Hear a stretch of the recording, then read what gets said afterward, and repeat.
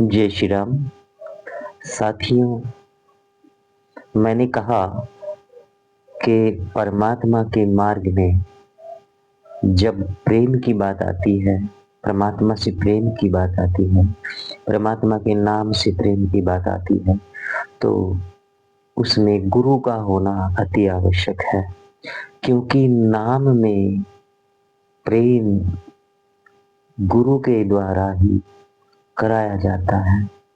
गुरु जो है वो बताता है नाम की महिमा को, वो बताता है नाम के तत्वों को। इसलिए शिष्य के द्वारा सुन करके नाम के प्रति आकर्षण बढ़ता है, नाम के प्रति श्रद्धा और लगन बढ़ती है, नाम के प्रति विश्वास बढ़ता है और हो जाता है फिर प्रेम।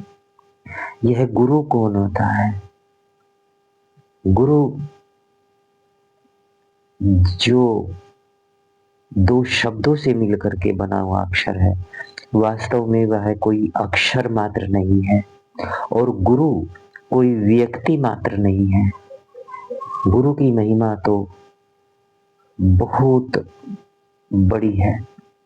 सभी लोगों ने, सभी संतों ने, महात्मा ने, ज्ञानियों ने भगवान की महिमा को कहा है, लेकिन जब गुरु की महिमा कहने की बारी आई है तो कहा है, सात समदर मसी करूं, लेखनी सब बन राहे, सब धरती कागज करूं, गुरु गुण लिखा न जाए।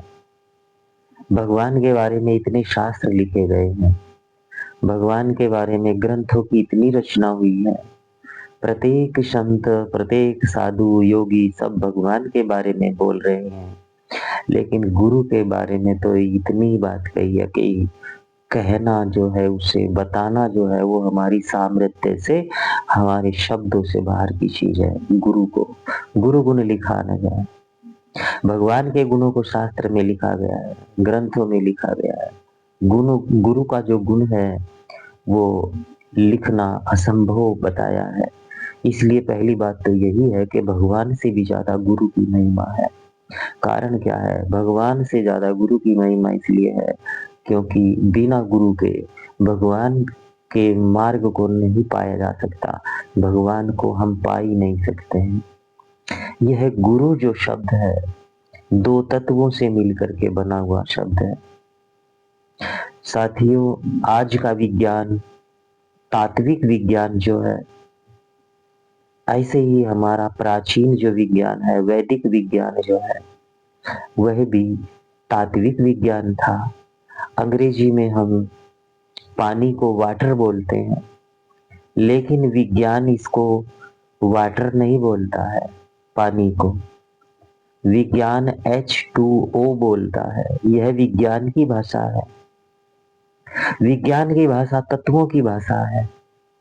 विज्ञान जब भी लिखता है तो तत्वों को लिखता है, प्रत्येक पदार्थ के तत्वों को लिखता है। इसी प्रकार से हमारा जो प्राचीन विज्ञान है वो भी तत्वों को लिखने में ही विश्वास रखता था। साथियों, यदि कोई प्राचीनतम, अति प्राचीनतम शब्द है, जैसे गुरु शब्द है, प्राचीन है, पहले से ही चला हुआ आ रहा है, तो जरूर बात है कि वो संस्कृत का ही शब्द है, वेदों का शब्द है, प्रेम शब्द है, नया नहीं है। प्रेम शब्द भी प्राचीन है। इसलिए इनको समझना तात्विक ज्ञान के ही अंतर्गत आता है। यदि तात्विक ज्ञान हमारे पास नहीं है तो प्रेम को समझना भी कठिन है, गुरु शब्द को भी समझना कठिन है। मैं सुनता आया हूं गुरु शब्द के बारे में कि गु का मतलब अंधकार और रू का मतलब प्रकाश होता है। सही बात है, मान लेते हैं, अच्छी बात है, लेकिन शब्द जो होता है वो कई परतों में होता है। शब्द के भी कई सारे खंड होते हैं। शब्द का एक अर्थ होता है, शब्द का एक भावार्थ होता है, अर्थात दूसरी बात है। शब्द के बारे में मैंने बताया, अर्थ होता है पहले नंबर पर, दूसरे नंबर पर भावार्थ होता है, तीसरे नंबर पर तत्वार्थ होता है, और चौथे नंबर पर यथार्थ होता है, और पांचवें नंबर पर शब्द शक्ति होती है। इसलिए शब्द कोई भी हो वो 5 तत्वों से ही मिलकर के बना हुआ होता है। ये ध्यान रखने की बात है। तत्व के कितने कितने वो शब्द के कितने तत्व हैं? 5 तत्व हैं। 5 तत्व मिलकर के शब्द बना है। जैसे हमारी जो बॉडी है ये भी 5 तत्व मिल करके बनी हुई है। धरती, आकाश, वायु, जल और अग्नि। इसी प्रकार से शब्द भी अर्थ, भावार्थ, तत्वार्थ, यथार्थ और शब्द शक्ति तक हम जाते ही नहीं है। इसलिए जैसे कि राम नाम में जो शब्द, राम नाम के जो शब्द है उसमें जो शक्ति है वहां तक तो हम पहुंचते ही नहीं है। राम नाम अगर दिया जाता है तो उसे हमें गुरु के द्वारा समझाया जाता है, उसके अर्थ को ही पाकर हम बहुत खुश हो जाते हैं। और अगर कोई कोई ज्यादा भी आगे बढ़ता है तो उसके भावार्थ को समझ करके हम रुक जाते हैं, ये बस हो गया। और यदि हम उससे भी आगे बढ़ते हैं तो तत्वार्थ पर रुक जाते हैं जाकर के। तत्वार्थ मिला, तत्वों का अर्थ भी मिला तो हम रुक जाते हैं, हमारी यात्रा रुक जाती है। लेकिन अगर तत्वार्थ से भी साधक आगे बढ़ जाता है तो वो यथार्थ पर आ जाता है। यथार्थ बहुत महत्वपूर्ण है, सारे ही महत्वपूर्ण है अपनी अपनी जगह पर। और यथार्थ पर आकर के भी हमें अपनी यात्रा को नहीं रोकना चाहिए। उससे भी आगे हमें एक पायदान और बढ़ना पड़ेगा, और वो है शब्द शक्ति।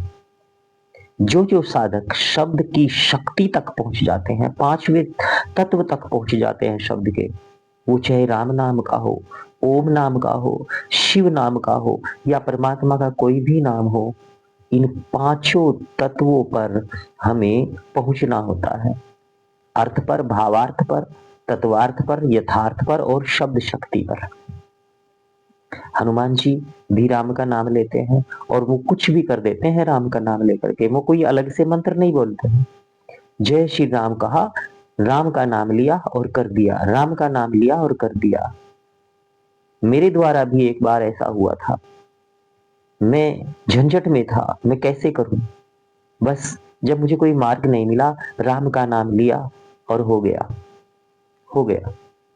ऐसे ही जो सच्चे साधक होते हैं, जिन्हें परमात्मा के नाम में वो 5 तत्वों को समझते हुए और 5वें तत्व पर जाकर के, शब्द शक्ति पर जाकर के रुक जाते हैं, तो वे बड़े चमत्कारिक हो जाते हैं। अर्थात नाम उनके लिए बहुत चमत्कारिक हो जाता है।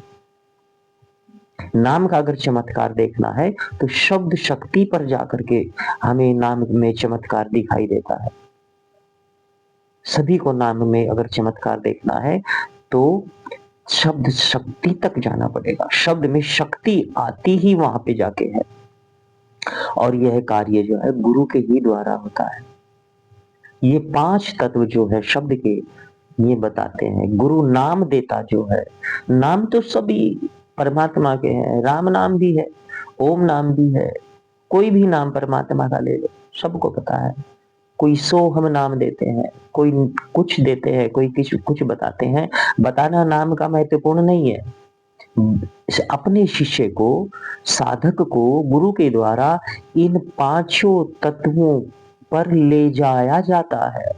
ये जो शब्द की 5 अवस्थाएं हैं, इनको जीवन के साथ जोड़ा जाता है, अंगीकार किया जाता है। अपने जीवन में इनको साकार करना पड़ता है, इसलिए गुरु की जरूरत पड़ती है। अगली वीडियो में मैं गुरु के तत्व पर विचार करूंगा। इस पर मैंने शब्द के तत्वों पर विचार किया है। शब्द के 5 तत्व याद रखना। शब्द होता है और उसके 5 तत्व होते हैं: अर्थ, भावार्थ, तत्वार्थ, यथार्थ और शब्द शक्ति। आपके परमात्मा का कोई भी नाम हो सकता है।